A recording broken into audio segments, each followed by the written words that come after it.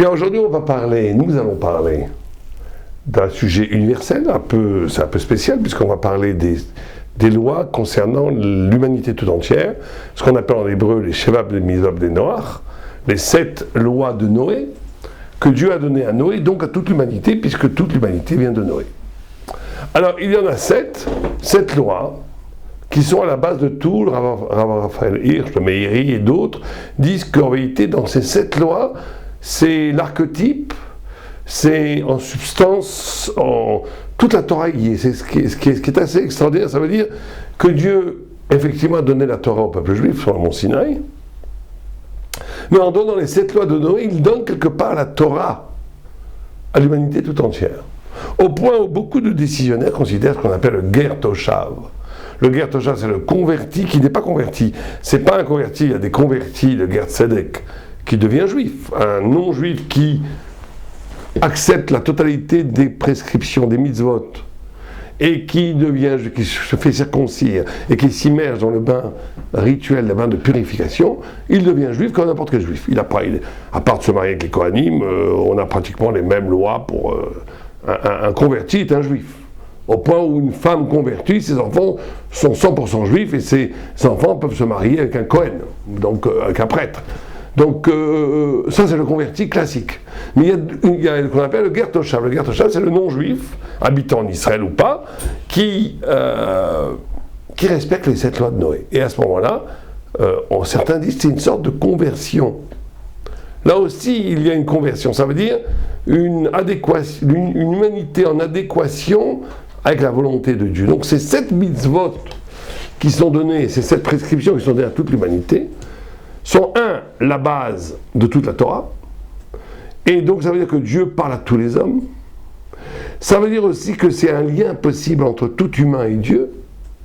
Et ça veut dire aussi qu'il y a un lien entre le peuple juif, un lien de fraternité, un lien de synergie possible entre juifs et les justes des nations pour faire triompher la vérité sur terre contre toute la barbarie idéologique contemporaine, l'obscurantarisme qui habite véritablement la pensée moderne.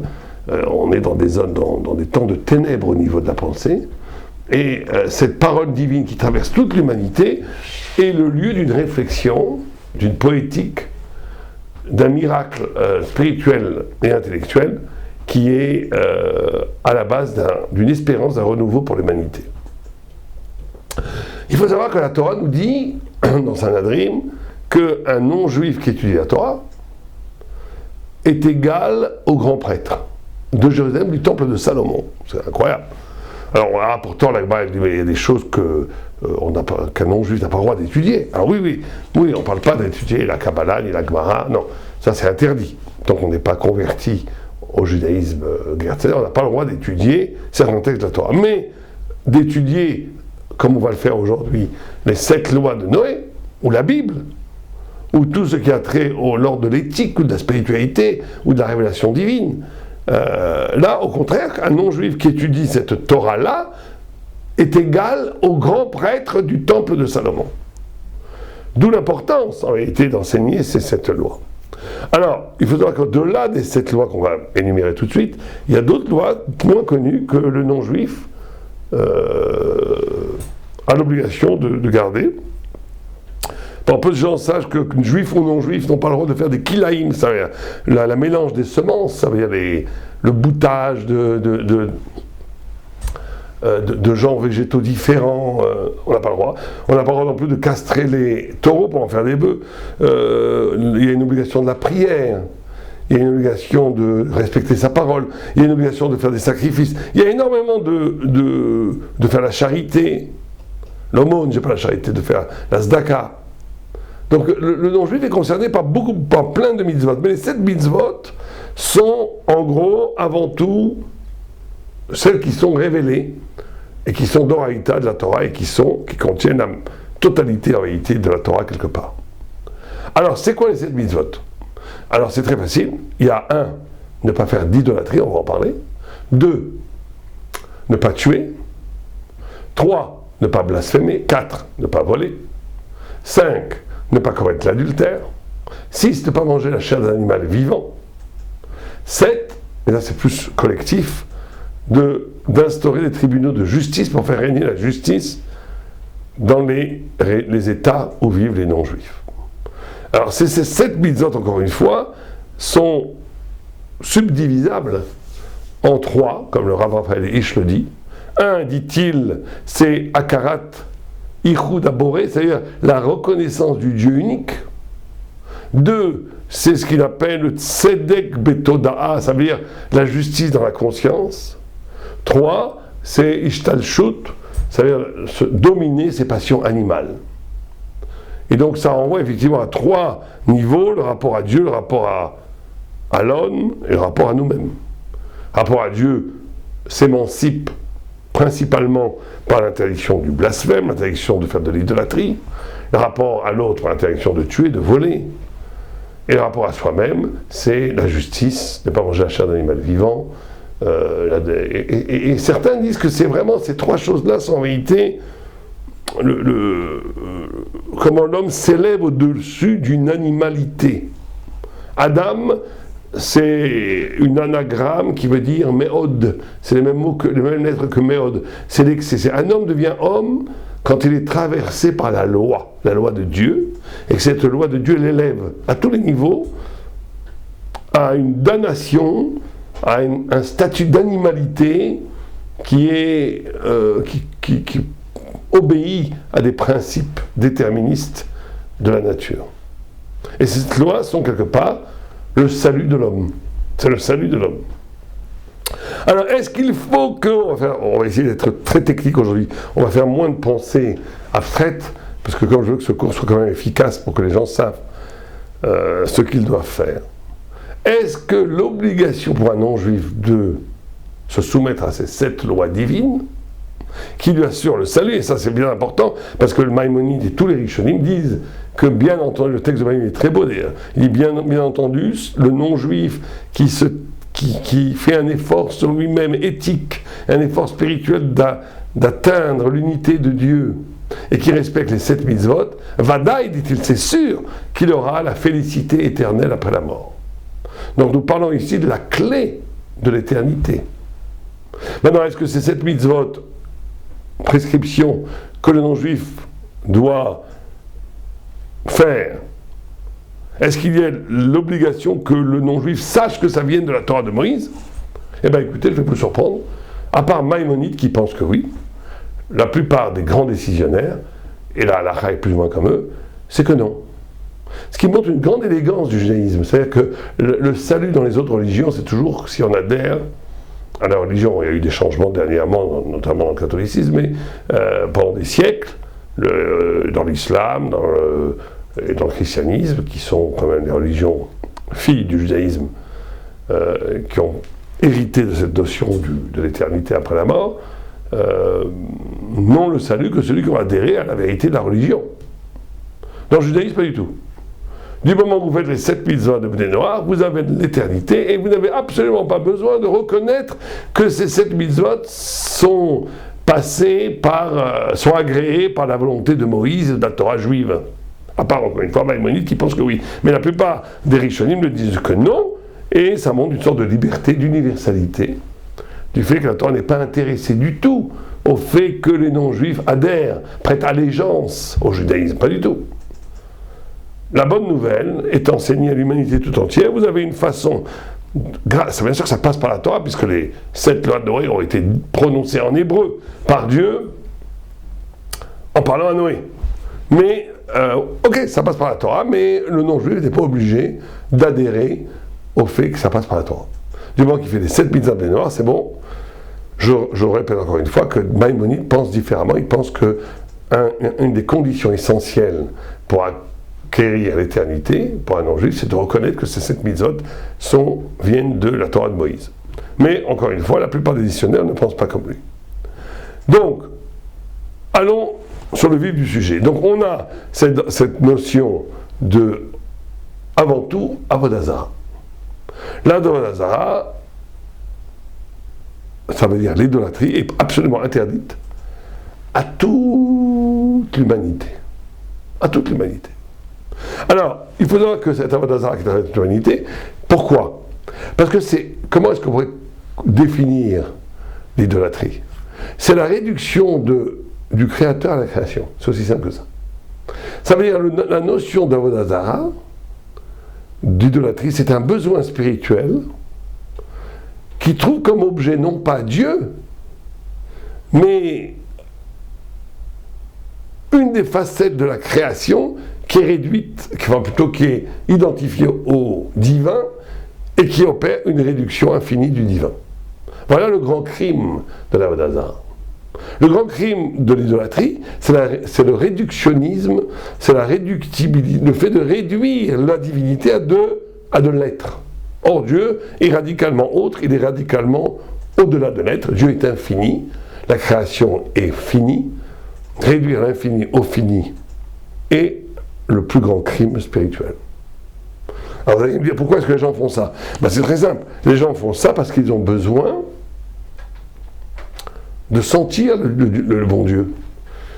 Un Dieu infini, imperceptible, non représenté, et trop abstrait pour l'exercice de la spiritualité.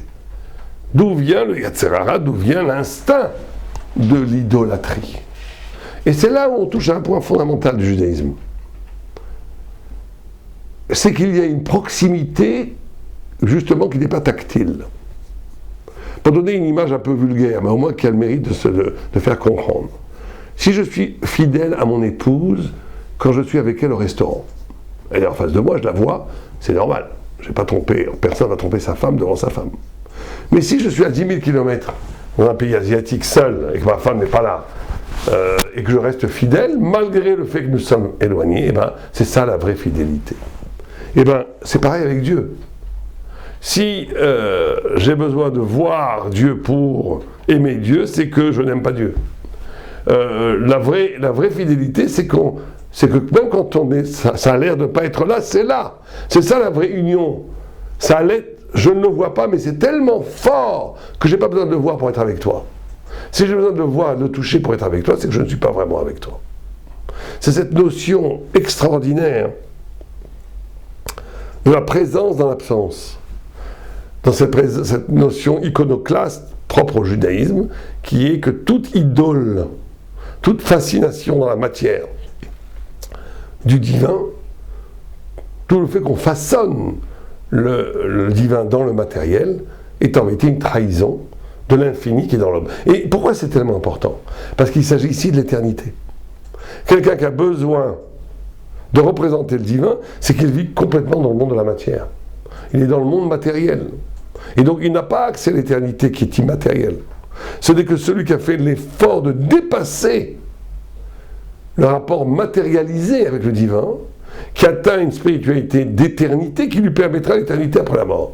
Mais quelqu'un qui a besoin de représenter matériellement le divin, c'est qu'il est complètement engoncé dans la matière qui ne résistera pas à la mort. Et donc, après la mort, il n'a pas la vertu spirituelle de pouvoir exister face à un Dieu qui est radicalement autre, au-delà de toute représentation matérielle.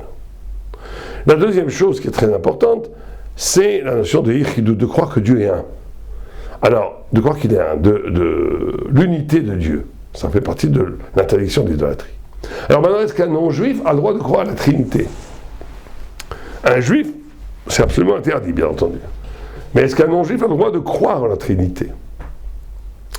Du moment qu'il ne représente pas dans la matière de statue. C'est-à-dire qu'il n'y a pas de représentation du divin dans la statue. Alors, c'est une discussion entre Maïmonide, encore une fois, et Tosfot. Maïmonide dit que c'est absolument interdit pour un non-juif, comme il y a plus forte raison pour un juif. Mais les Tosfotim disent que, et le Rama est précède comme ça, qu'un non-juif a le droit de croire à la Trinité. En d'autres termes, pour la vue du Réma et du Tosfot, il n'y a pas d'interrogation pour un non-juif de croire que le divin est composé de plusieurs forces, plusieurs visages. Pour Maïmonide, c'est absolument interdit. C'est intéressant de voir que Maïmonide, qui est le grand décisionnaire oriental, pour ce qu'on appelle les Sfaradim, ceux qui ont vécu dans les pays musulmans, est celui qui interdit de croire à la Trinité, même pour un non-juif. Et alors, les musulmans n'ont pas ce problème, puisqu'ils pensent à un Dieu unique. et que les Tosfot et le Réma, qui est le décisionnaire pour les pays occidentaux, est celui qui permet la Trinité, puisque les Juifs qui habitaient dans ces pays étaient des chrétiens. Mais bien entendu, deux points essentiels, la Trinité pour cette vue-là qui est la loi en Europe, on va dire, donc en Occident, donc ça marche bien, on s'en sort pas mal, n'est permis que pour les non-juifs, pas pour les juifs. Un juif qui croirait à la Trinité serait coupable d'idolâtrie. Et deux, cette permission de croire à la Trinité pour un goy d'après les Tosfot et d'après le Rama n'est valable que si elle ne s'accompagne pas d'une incarnation matérielle dans une idole, dans une statue. Que ça soit très clair. Alors, la notion de harayot. La deuxième chose, c'est l'interdiction sexuelle. Alors, harayot, c'est pas simplement l'adultère, c'est l'inceste, c'est l'homosexualité, etc., etc. Ça, c'est absolument interdit pour universel. Alors, il faut essayer de comprendre pourquoi. En quoi est-ce que le désir concerne le spirituel? On aurait pu imaginer que du moment que les deux personnes sont consentantes, la spiritualité n'a pas à se mêler du désir ou du plaisir corporel des gens. On aurait pu imaginer cela. D'ailleurs, c'est la pensée moderne qui pense que si le monde n'y a pas de violence, ni de coercition physique ou psychologique, si les deux personnes sont consentantes et heureux de s'aimer, pourquoi pas? Bon, alors, pourquoi la Torah l'interdit même aux non-juifs, c'est-à-dire au monde entier? Ça, c'est la notion qu'au cœur du désir se joue dans l'amour le signe d'une élection, d'une fusion entre les âmes. C'est-à-dire que l'amour physique n'est que le signe, n'est que la conséquence d'un amour des âmes. Et en vérité, c'est ça la notion de fidélité. Deux personnes s'aiment parce qu'elles se sont rencontrées. Et cette rencontre, c'est la rencontre de deux âmes qui doivent bâtir un projet ensemble. Le papillonnage, le prendre du plaisir et s'enfuir, ne pas avoir de vraies relations dans la durée, n'être que dans la consommation du plaisir de l'autre, instrumentalise le corps de l'autre comme un objet et il enlève la dignité d'un vrai rapport amoureux, d'un vrai rapport de bâtir quelque chose ensemble. Et donc, ça c'est universel, l'interdiction de l'adultère. Et l'adultère, il faut faire attention quand on est...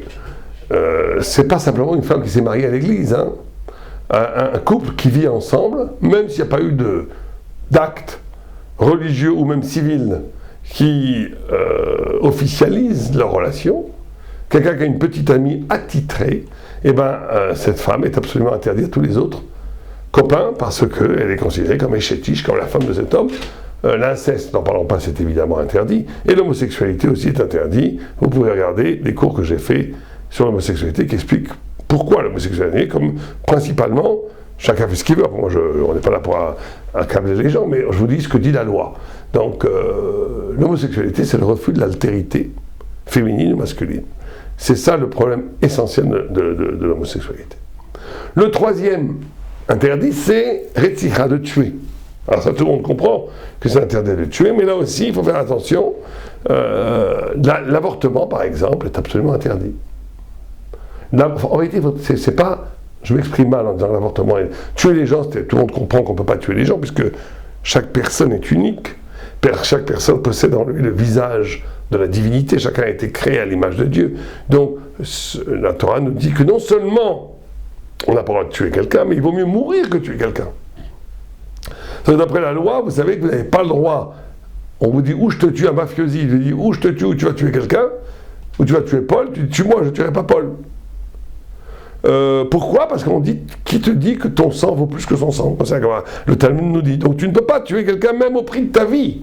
Et ça, c'est valable pour un non-juif. Ça veut dire que ce qui est extraordinaire, c'est qu'il y a dans la Gemara Sanhedrin une question, c'est qu'un juif se doit de mourir plutôt que de transgresser en public une interdiction de Torah. Quand l'agresseur qui veut que vous transgressiez la loi de la Torah, le fait pour ridiculiser la Torah.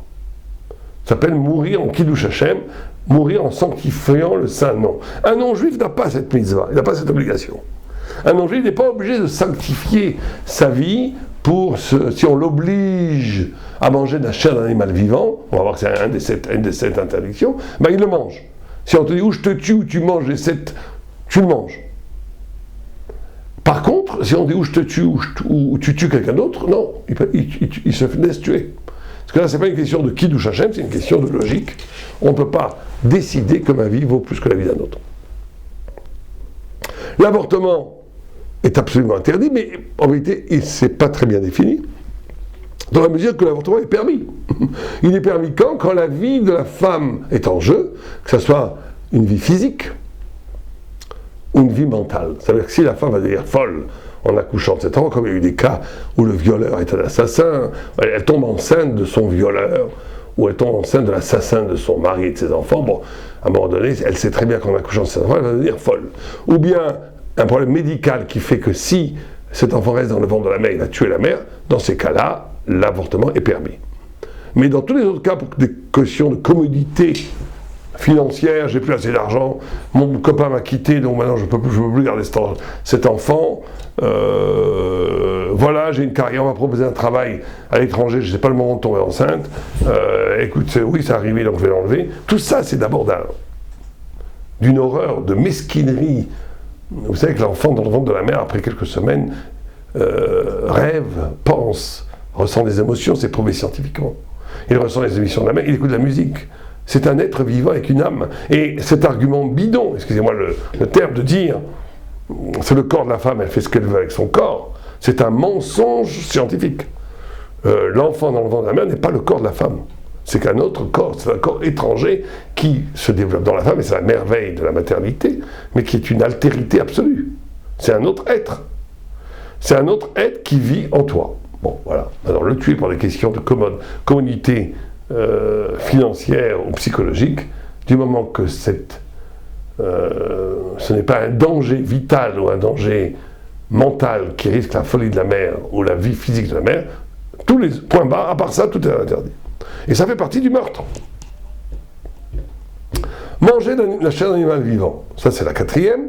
Manger la chair d'animal vivant, ça c'est très intéressant, c'est ne pas faire souffrir les animaux. D'ailleurs, vous avez une interdiction générale pour l'humanité tout entière, donc juifs et non-juifs, d'une interdiction absolue de faire souffrir. Ça, Balei d'après beaucoup de commentateurs, c'est valable pour les non-juifs aussi. On n'a pas le droit de faire souffrir les bêtes. C'est-à-dire qu'il y a une façon de vivre où on ne doit pas manger comme une bête. Couper la chair d'un animal et le manger, c'est ce que font les fauves, ce que font les animaux. La loi, comme on a dit, Maïmonide dit la définition de l'humanité, c'est d'avoir une loi, c'est d'être arraché à la naturalité. Manger comme ça, c'est retourner au niveau animal. Le cinquième, c'est de ne pas blasphémer. Alors, ne pas blasphémer, c'est très important parce que aujourd'hui, c'est contre toute la modernité qui s'amuse à dire la liberté d'expression, la liberté religieuse, j'ai le droit de blasphémer. Chacun fait ce qu'il veut, mes amis. Mais est-ce que c'est quelque chose de normal? Parce que de deux choses l'une. Ou Dieu existe, et il nous a créés. Dans ce cas-là, c'est vraiment pas sympathique. La personne qui t'a donné la vie, qui te donne à respirer toutes les secondes, qui te donne à manger, qui te donne une âme, qui donne une parole, tu l'utilises pour blasphémer, c'est honteux. C'est comme si je suis invité chez des gens à manger un merveilleux repas et je jette à la figure de la maîtresse de maison le joli vin qu'elle vient de me servir dans mon verre. C'est d'une goujaterie, d'un manque de reconnaissance absolument effroyable. Un manque d'élégance, c'est vraiment être un cochon. Il n'y a pas d'autre mot. C'est vivre comme un cochon. Maintenant vous allez dire, Dieu n'existe pas, d'accord, s'il n'existe pas, pourquoi vous insultez quelqu'un qui n'existe pas? Donc c'est absurde, cette histoire de blasphème. Et on est dans ce délire de la transformation de l'homme en Dieu, où il est tellement libre qu'il peut se permettre de dire, de faire n'importe quoi. On est vraiment dans une période où les vers de terre se permettent de mépriser les étoiles. On en est là. Ça veut dire que voilà, on est dans une goujaterie absolue. Et le blasphème est le signe de ce manque d'élégance intellectuelle et spirituelle qui est contemporain à toute la pensée idéologique moderne. Le sixième, c'est ne pas voler. Là, c'est très simple de ne pas voler. On ne peut pas voler, mais c'est pas ça, c'est juste pas voler. On ne peut pas retenir un salaire d'une personne. On ne peut pas travailler chez un patron et passer une demi-heure dans les toilettes en téléphonant à toute sa famille. Il y a une notion de confiance. la notion de ne pas voler, bien sûr on n'a pas le droit de voler physiquement, la notion de fidélité et d'être digne de la fidélité à l'autre. Alors il y a ce problème, bon, on va rentrer trop dans les détails, si je suis dans un univers qui est lui-même malhonnête, est-ce que je peux être un peu malhonnête pour essayer de restituer un peu d'honnêteté? Je suis dans une boîte qui sous-paye ses employés, et qui les traite mal, et qui abuse d'eux, est-ce que j'ai le droit à ce moment-là de... Alors là, chacun doit faire très attention avec cela, avec ce genre de calcul, mais il y a des fois où c'est permis, des fois où c'est interdit, il faudra demander à quelqu'un qui connaît très bien la halakha, mais la loi, mais de façon générale, voler, c'est de ne pas reconnaître la providence. C'est ce qu'on appelle le mimétisme. En vérité, quand quelqu'un vole, très souvent, à part quand il a faim, quand quelqu'un vole, c'est parce qu'il jalouse, c'est pas qu'il désire l'objet volé. Il désire la place de celui qui possède l'objet volé. Ça s'appelle le mimétisme. Comme tout le monde admire celui qui a quelque chose, je voudrais être la place de cette personne, donc je vole pour me substituer à lui, pour ne plus prendre sa place. Et le mimétisme, c'est la fin du bonheur. Le fait de désirer d'être autre chose que soi-même, c'est la destruction de la dignité de chacun d'entre nous. Et le vol s'inscrit énormément là-dedans. Très souvent, le vol, c'est simplement le refus de ce que je suis vraiment, pour de façon facile, avec violence ou sans violence, m'attribuer une vie qui n'est pas la mienne. Et la dernière chose, c'est effectivement le 7e commandement, c'est pour les non-juifs, pour l'universel, c'est de faire régner la justice. La notion de justice est fondamentale. Le monde a été créé. La justice, c'est la pérennité du monde, dit le Tour. Dieu crée le monde, mais pour que le monde puisse continuer à vivre, à se maintenir, il faut qu'il sorte de l'état de nature. Et que l'homme, pour ça qu'on dit que celui qui fait la justice est comme un partenaire de Dieu. C'est-à-dire qu'il est capable il continue, il parraine la création du monde. Il fait que la création du monde elle-même a un sens, peut continuer dans l'histoire. Et donc la notion de justice qui s'accompagne à la notion d'amour, elle est fondamentale dans la relation que j'ai avec l'autre. Ça veut dire qu'une relation, on ne peut pas avoir une vraie relation authentique avec son prochain, avec soi-même, avec la vie, si cette relation n'est pas absolument fidèle à la notion de vérité et de justice. Et tout homme se doit d'avoir cette exigence de justice accompagnée de la notion, quand on a une vraie justice, on peut y accompagner l'amour, la compassion et la miséricorde. Que Dieu nous donne à tous le bonheur de suivre les commandements de Dieu qui ne sont pas des commandements. Parce que la mitzvah en hébreu, ça vient de tzavta. Tzavta, c'est un lien. Ce sont des échelles de lumière qui nous permettent un flux, un rapport avec la divinité qui nous rend nous-mêmes divins. Et celui qui se coupe de ces prescriptions, en réalité se coupe de l'occasion de devenir lui-même divin, éternel, et de vivre dans la félicité de la vérité. Aleva Aleinu al kol haolam kulo. Amen.